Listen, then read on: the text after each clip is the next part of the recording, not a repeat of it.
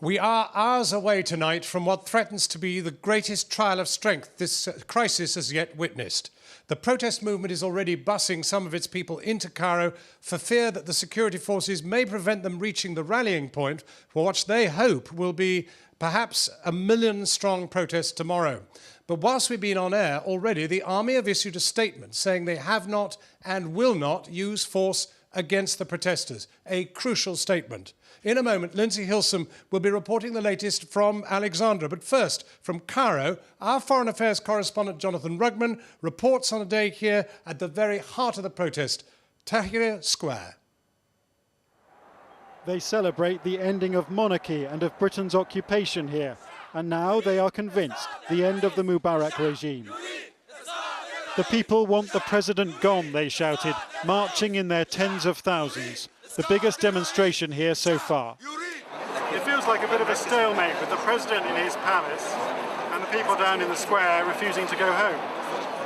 It's not a stalemate because it tells that he's crippled, he can't do anything. He's trying to play president, but he can't do that anymore. We'll be here until he's out.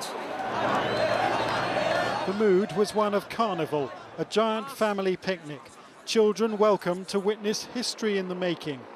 Ousting their president, exhausting work for some, who'd been camping out these past 3 nights. But this group of engineers seemed unimpressed by the Americans calling for a transition to democracy at last. I don't believe in America. They play with the winner, not with the people or with the power. The winner, the USA will be with the winner. A military helicopter made repeated passes overhead. Leave, leave, the crowd shouted. Mubarak was himself a pilot, his air power dismissed as defiantly today as the president himself. A soldier at one point fired shots in the air to keep the masses back. But nothing will keep them back now. It's a conscription army caught between the president and the people, so far unable to take sides. A week ago, an act of defiance like this would have been unthinkable. But these Egyptians have lost their fear, and it seems that nothing will silence them now until their president leaves the scene. I have never exercised my right to elect.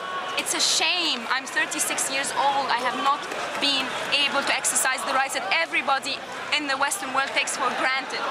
This is not right. If you had that here, could you end up with an Islamic fundamentalist state? No. But even if this happens, this is the will of the people, and I have to respect democracy. Allahu Akbar. Allah.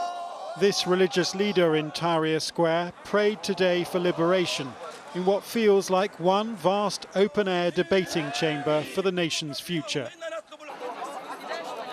They want their president gone, but what can they agree on beyond that? These doctors seeing democracy hand in hand with Sharia law. I want Sharia law because Sharia and Islam is our religion, and our religion don't just deal with relation between people.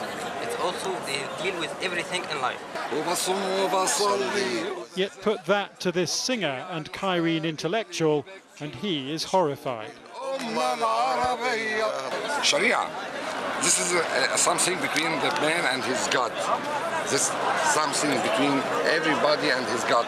Not for government? Not for government.